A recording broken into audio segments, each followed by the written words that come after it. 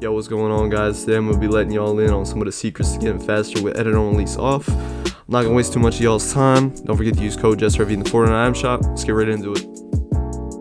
Alright, so number one is y'all gotta be free building. I know I say it a lot, but y'all don't be listening. I swear, it really does work if you put the time in. Just make sure you're free building like 1 hour a day. And next thing is PG, like 1v1 build fights. It's probably the best thing to improve your speed, especially if you 1v1 a good player. You know what I mean? He's going to test your mechanics. Make sure, that you lock it in. Another thing, it's alright to be switching on and off. When I did switch to it off, I was switching back and forth between on and on, obviously, because I wasn't comfortable. So if you got to switch between it on and off, it's nothing wrong with that. It's not really going, it's not really going to ruin your progress or anything like that. You don't have to specifically stay with it off. You can turn it back on if you need so. Alright, let's go on to number 2 now. Best thing, honestly, for you to get used to it and make it feel more natural for you to use edit on release off would be to play like reload ranked, or just like playing in game and being in like a natural environment where you got to play the game. So reload ranked or just regular ranked, whatever you want. That'd probably be the best thing. Let's go on to number 4 now. A lot of y'all, when you switch to it off, you're gonna have to get used to being slow at first. Everybody is gonna be slow at first. You're not gonna be fast. You're not gonna be moving, You're not gonna be moving like Prime Mongrel in 2020. You're not gonna be moving like Cold. You're not gonna be moving crazy. Gotta get used to that. And you also gotta have the right mindset to like understand that you're not gonna be the fastest edit on release user in a whole game within 2 weeks. It's gonna take time, and you gotta have the right mindset before you think like, oh yeah, let me switch to this. Number 6, a lot of y'all don't be having a lot of money for like the best keyboards and peripherals. It does matter. Having a good keyboard, having a good mouse, it does matter with delay and timing. Personally, I use the Wooting 60HE and the Superlight 2. Another good is like, Apex Pro TKL or the Mini. Some of y'all be using the Viper V3 Pro. I think that's one of them. But definitely you gotta have like a decent mouse and keyboard if you're trying to move fast. On to number 7, obviously lower ping and higher FPS. Having a better PC is gonna make a difference, man. You gotta have, it's definitely a difference. 144 to 240, your edit speeds is gonna be different. So yeah, having the best PC and having the best, ping, it's gonna help you in the long run. But I play 20 ping. It's definitely not impossible to play edit on release off with, lower tier stuff, higher ping, worse PC. It's definitely possible. It's all possible. A lot of y'all be out there playing with sticks and stones. I'm not gonna lie, I've seen some of y'all setups that you've sent me on Discord and stuff. I'm not gonna lie, it looks crazy, bro. I feel real bad for y'all, but if it, you gotta play with what you got. But yeah.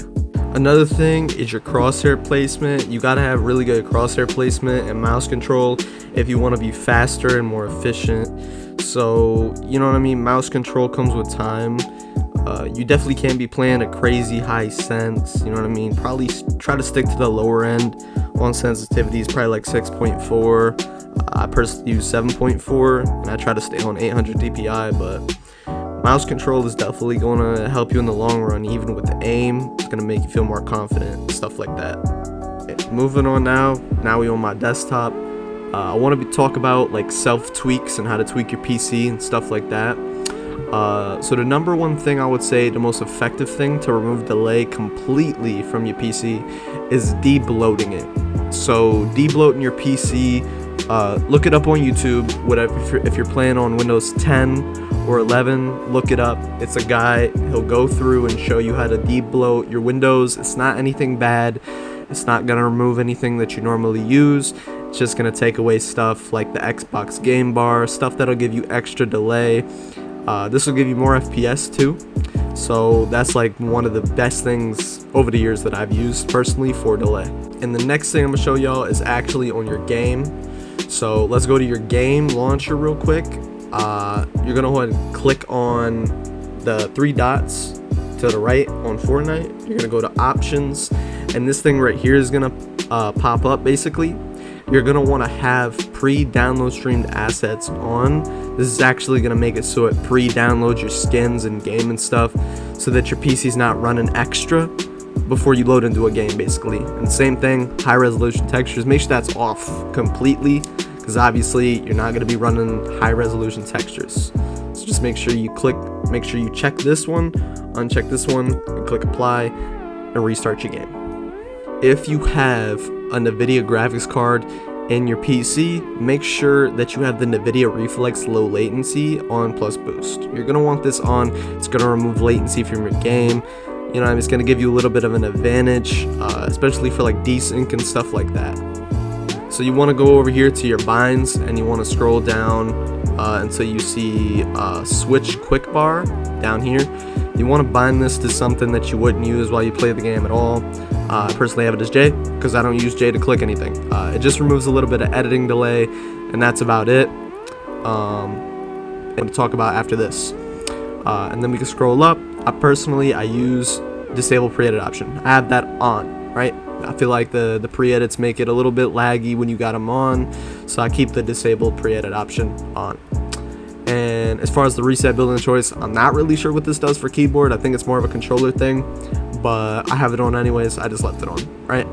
Alright, so now I want to talk about the replay thing. So if you actually go to replays in Fortnite, your replay list will pop up, and you can click this right here. This will open your replay folder, and you'll have a bunch of replays.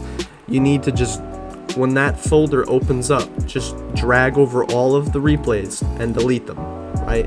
After so long, these replays get stacked up, and then you can hit refresh and you won't have any replays. A lot of these replays give you extra delay. They take up your hard drive.